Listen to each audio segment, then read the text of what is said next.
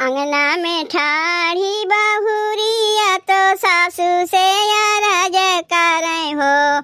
अंगना में ठाढ़ी बहुरिया तो सासू से अरज करें हो। हे सासू आज मोरा कमरा पिराला कवन घर देबुन हो। हे सासू आज मोरा कमरा पिराला कवन घर देबुन हो। सासू जे बोला हूँ न पावे ननद उठी बोलेली हो। सासू जे बोला हूँ न पावे ननदी उठी बोलेली हो। हे अम्मा भाऊजी के बिटिया जनमी बताई दा घरा भूसा हुला हो। हे अम्मा भाऊजी के बिटिया जो जनमी है बताई दा घरा भूसा हुला हो। तुही मोरा लाहुरा देवरा विपतिया में साथी न हो। तुही मोरा लाहुरा देवरा विपतिया में साथी न हो। हे देवरू भूसहुल घरा देता खानी आई दरदिया हमरे उठेला हो। हे देवरू भूसहुल घरा देता खानी आई दरदिया हमरे उठेला हो। एक खांची काढ़ल दूसर खांची आवरो तीसर खांची हो। एक खांची काढ़ल दूसर खांची आवरो तीसर खांची हो।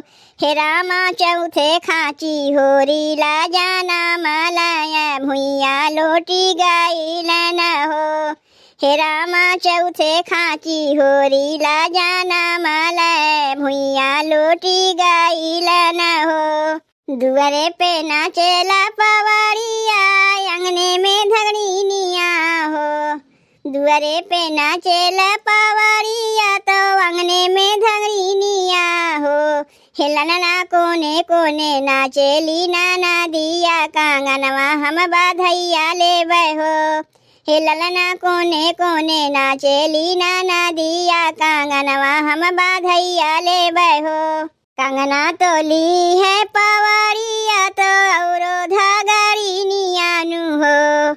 कंगना तो ली है पवाड़िया तो औरो धगड़ी नियानु हो। हे ननदो याद करा काल्हिया के बातिया करे जावा में सालेला हो। हे ननदो याद करा काल्हिया के बातिया करे जावा में सालेला हो। भीतरा से उठी नाना दिया तो भैया आगे ठाढ़ भैली हो। भीतरा से उठी नाना दिया तो भैया आगे ठाढ़ भैली हो। हे भैया चला तू ही घरा के भीतरिया तो झगड़ा छोड़ा बाबू हो। हे भैया चला तू ही घरा के भीतरिया तो झगड़ा छोड़ा बाबू हो। भौजी के जाना में लाला नवा कांगनवा हम बाधैया लेबै हो। भौजी के जाना में लाला नवा कांगनवा हम बाधैया लेबै हो। हे भैया भौजी के देता समझाई कांगनवा हम दाई देती हो। हे भैया भौजी के देता समझाई कांगनवा हम दाई देती हो। दुआरा से उठले न भैया आंगनवा में ठाढ़ भैले हो। दुआरा से उठले न भैया आंगनवा में ठाढ़ भैलन हो। हे धाना दाई दे तू अपन कांगनवा बहिनिया ससुराई तीन हो। हे धाना दाई दे तू अपन कांगनवा बहिनिया ससुराई तीन हो। हथवा से काढ़ाली कांगनवा तो ननदी अगवा फेंक देली हो। हथवा से काढ़ाली कांगनवा तो ननदी अगवा फेंक देली हो।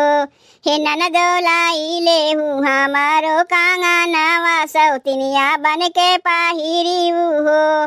हे ननदो लाई लेहू हमारो कांगनवा सौतिनिया बन के पहिरीऊ हो।